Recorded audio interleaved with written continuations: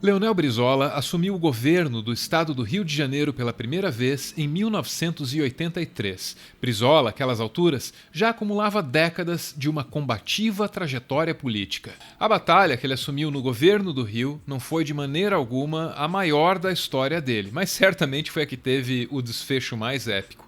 É que logo no primeiro ano de mandato, Brizola decidiu construir uma estrutura em que as escolas de samba da capital pudessem fazer os seus desfiles durante o carnaval. Ninguém nunca tinha ouvido falar em coisa semelhante, até o conceito era novo. Era natural, portanto, que houvesse alguma dificuldade para escolher um nome para aquela coisa que era nova e que chegou a ser chamada de Avenida dos Desfiles, embora não fosse exatamente uma avenida. Depois veio o nome Passarela do Samba, embora não fosse exatamente uma passarela. Aí no fim veio Passarela Professor Darcy Ribeiro, em homenagem ao famoso antropólogo. O Darcy, então, se saiu com o termo sambódromo, que junta samba com o sufixo dromos, que no grego original significa o lugar em que se corre ou então que se anda. Mais tarde, o sambódromo seria conhecido pelo nome Marquês de Sapucaí, em referência ao seu endereço. O fato é que a construção do sambódromo foi muito mais rápida do que o batismo da obra. O sambódromo foi construído em 110 dias. 110 dias durante os quais o governo do Rio foi intensamente criticado por gastar dinheiro numa obra de necessidade questionável. Esse vídeo institucional aqui dá uma ideia da animosidade que estava no ar. Uma obra criada pelo gênio de Oscar Niemeyer, feita só com recursos do Estado do Rio, sem um centavo do governo federal, que sofreu uma sórdida campanha de descrédito orquestrada pelo Globo e a Rede Globo. Uma obra construída em tempo recorde de 4 meses, movida pela fé do povo, dos engenheiros e operários nela envolvidos. Iniciada em 15 de outubro de 83, no dia 2 de março de 84, era inaugurada sob o signo das diretas já.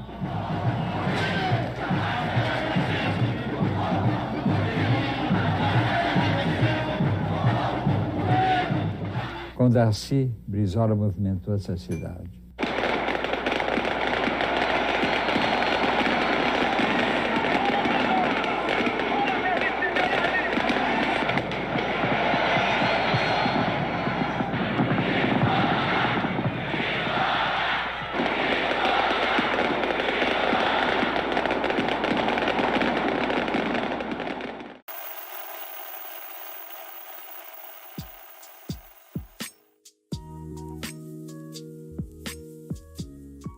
Durante a construção da obra, os veículos de comunicação da família Marinho foram extremamente críticos. É claro que a preferência na cobertura dos desfiles não foi dada à Rede Globo. A Manchete saiu ganhando.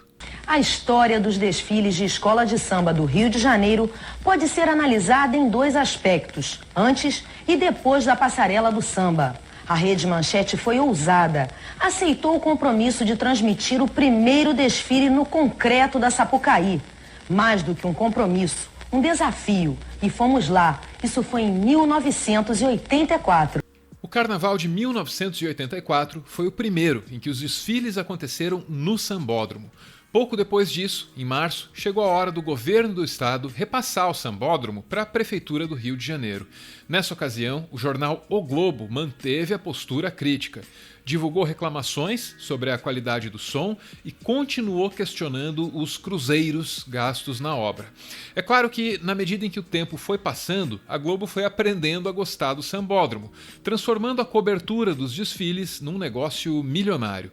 O fim do mandato de Brizola, um inimigo ferrenho da família Marinho, em 1987, certamente ajudou o jornalismo da Globo a ficar mais à vontade no sambódromo. Sem Brizola por perto, a Globo tinha tudo para estabelecer um vínculo com aquela estrutura que ela tinha rejeitado com tanta veemência. Só que aí, em 1991, Brizola começou um outro mandato como governador do Rio. A briga foi retomada.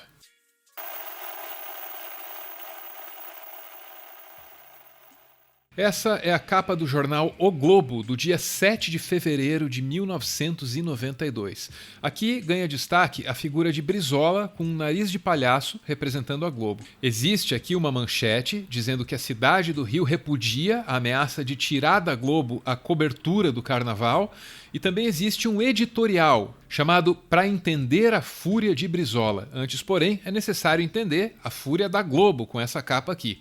É que no dia anterior, Brizola tinha dito que o prefeito do Rio, Marcelo Alencar, deveria retirar da Globo a exclusividade da transmissão do Carnaval. E aqui é importante lembrar, o sambódromo e as decisões envolvendo os desfiles tinham sido passados para a Prefeitura do Rio, isso logo depois do final das obras.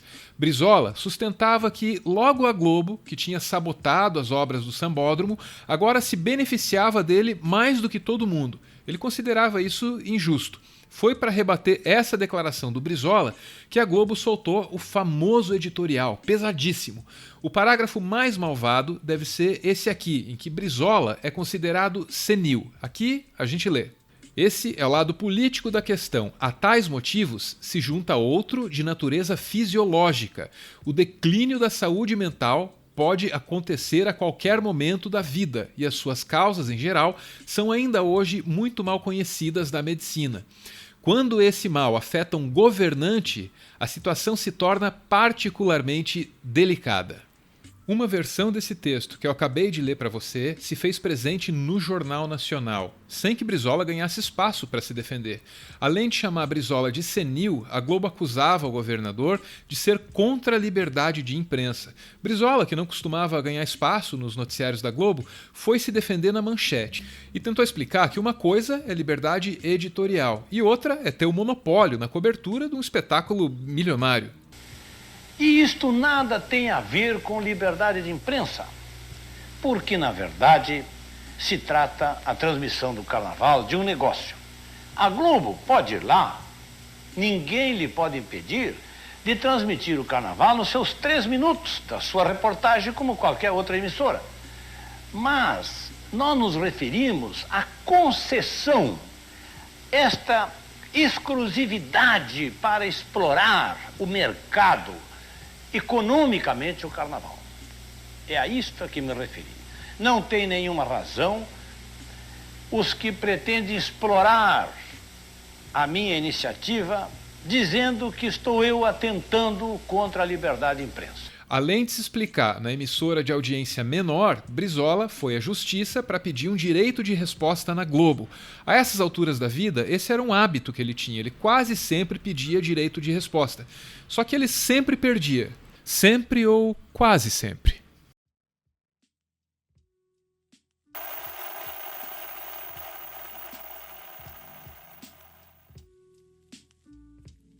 Depois de ser acusado de ser um censor senil pela Globo, Brizola foi à justiça para reivindicar seu direito de resposta. Uma operação dessas pode ser mais complexa do que se imagina. Ela envolve advogados e jornalistas também. A redação da resposta não é tão simples. O texto não pode, por exemplo, conter compensação de injúria, não pode responder um xingamento com o outro. Uma resposta dessas precisa ser juridicamente viável e, ao mesmo tempo, precisa ser capaz de se fazer compreender pelo grande público, com alguma simplicidade. O jornalista responsável por se equilibrar no meio de todas essas necessidades era Fernando Brito, que passou muito tempo ao lado de Leonel Brizola. Brizola esperou 2 anos inteiros pelo direito de resposta dele. Consta que Brizola já não tinha nenhuma esperança de vencer na justiça. Acontece que ele venceu. Em março de 1994, Cid Moreira leu o texto que Brito escreveu em nome de Brizola. Em ação de direito de resposta movida contra a TV Globo, passamos a transmitir a nota de resposta do senhor Leonel de Moura Brizola. Todos sabem que eu, Leonel Brizola, só posso ocupar espaço na Globo quando amparado pela justiça. Com elegância e cuidado, o texto de Brito devolve a acusação de senilidade a Roberto Marinho, mas é esperto o suficiente para não usar essa palavra em momento algum. A pretexto de citar a editorial de O Globo, fui acusado na minha honra e, pior, apontado como alguém de mente senil. Ora, tenho 70 anos, 16 a menos que meu difamador Roberto Marinho, que tem 86 anos. Se é esse o conceito que tem sobre os homens de cabelos brancos, que os use para si. Muito pouco do que Cid Moreira leu naquela noite era novo. Brizola diria essas coisas o tempo inteiro. Só que aqui, a essência do Brizola, tão bem capturada pelo texto de Brito, tá na boca de ninguém menos que Cid Moreira. É a Globo falando mal da Globo, com um gosto fortíssimo de revanche. Não reconheço a Globo autoridade em matéria de liberdade de imprensa e basta para isso olhar a sua longa e cordial convivência com os regimes autoritários e com a ditadura de 20 anos que dominou o nosso país. Todos sabem que critico há muito tempo a TV Globo, seu poder imperial e suas manipulações. A leitura dura 3 minutos. As palavras mais fortes ficam para o final. Quem sempre viveu de concessões e favores ao poder público não é capaz de ver nos outros senão os vícios que carrega em si mesmo. Que o povo brasileiro faça seu julgamento e, na sua consciência lúcida e honrada, separe os que são dignos e coerentes daqueles que sempre foram servis, gananciosos e interesseiros. Esse foi um momento único na história do jornalismo brasileiro. Brizola deveria saber quão improvável era a vitória que ele tinha acabado de obter diante da maior emissora do Brasil. Reza a lenda que, quando terminou de ouvir Cid Moreira ler o texto, Brizola ligou para o jornalista Fernando Brito para agradecê-lo. Brizola teria dito: "Olha, Brito, que maravilha! Nós acertamos o tiro no c*** de um mosquito."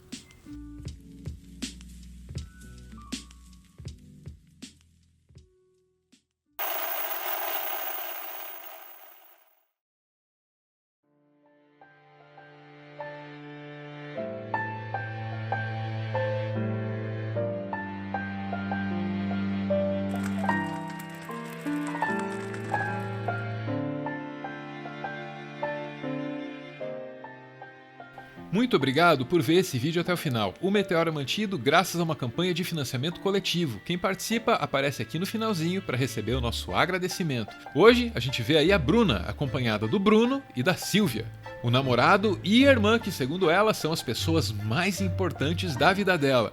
A Bruna acrescenta que não conseguiria viver sem essas duas pessoas por perto e que ela deseja estar com o Bruno e com a Silvia para sempre, em todos os momentos. Amo vocês. Beijo, gente. Valeu!